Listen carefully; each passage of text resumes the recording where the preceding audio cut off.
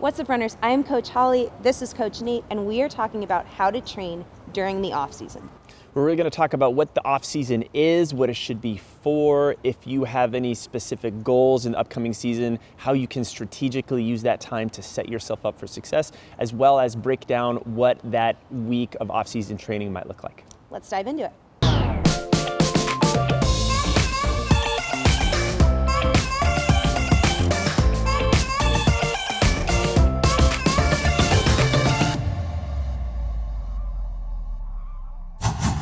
So what is the goal of having an off season?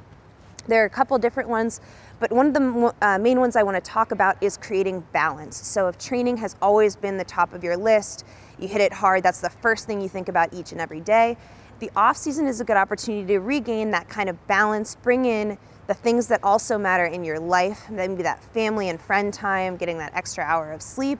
If you've been having a nagging injury or a little ache or pain that you just came off a race and it just really hasn't quite gone away, this is the period where you kind of recuperate, bring everything back, and find balance there. We can only train really hard for so long. So rather than burn yourself out and then you're getting up to a race that really matters to you, plan your off-season training so that you can get to those training periods that really matter, nice and refreshed, ready to go. You almost want to give yourself an opportunity to miss that training cycle. So this will set you up for a much stronger year all the way.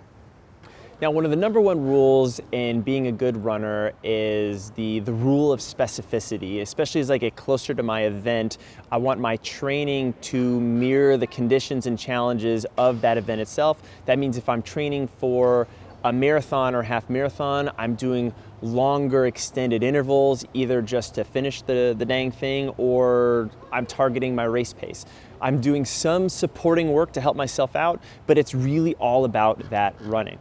Now, in the off season is the time to work on the opposite of the specific work, and that's really paying attention to my more general base. So allowing myself to do more types of strength training, exposure to different types of movement, as well as intensity. If I've targeted a lot of marathon and half marathon intensity efforts during my on season, not to say I'm not doing shorter, faster intervals, I might want to explore just some higher end sprint-like work in the off season as a way of just staying balanced, staying athletic, and that can help me when I go back. So remember, the off season doesn't always have to be easy, it just needs to be different as a way of complementing my on season goals.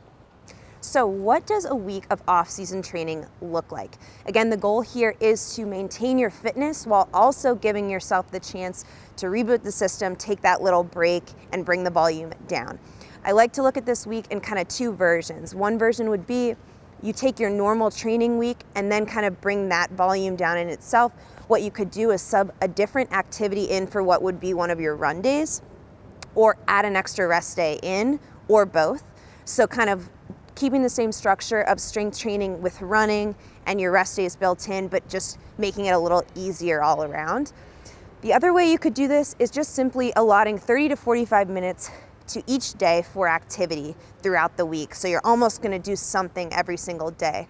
This can be signing up for a boot camp class with a friend, going for a long walk, different things like this that you're normally not allowed to do on your regular training weeks, and taking that opportunity to just get into new activities, new rhythms, just stay active and, getting that heart rate up, but not in the regimented way you're used to.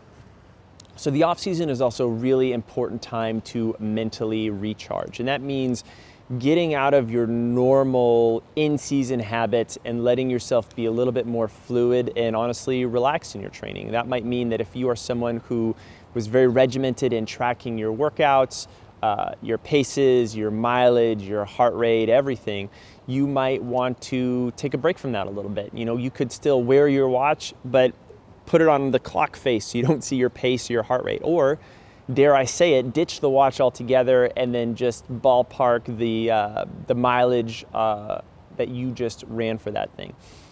Very, very important to give yourself that break.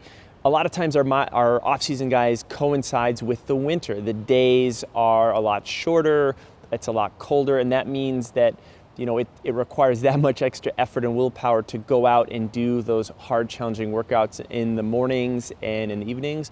So give yourself the permission to not do it, right? To do something inside instead, to do something later in the day, to do something shorter. If you're feeling good and you got the bit in your teeth, by all means, but don't beat yourself up if you don't, because guess what? You got plenty of time when that season comes around to go hard and get after it.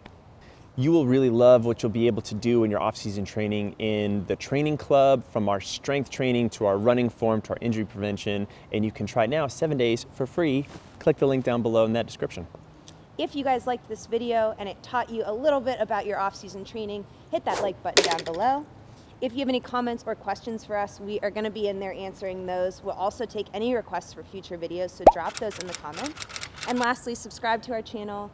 Nate and I are out here making videos for you guys all the time. We want you to catch them right when they come out, so hit that subscribe button. Otherwise, we will catch you guys in the next one. Nothing like that smell of hot, fresh video in the morning.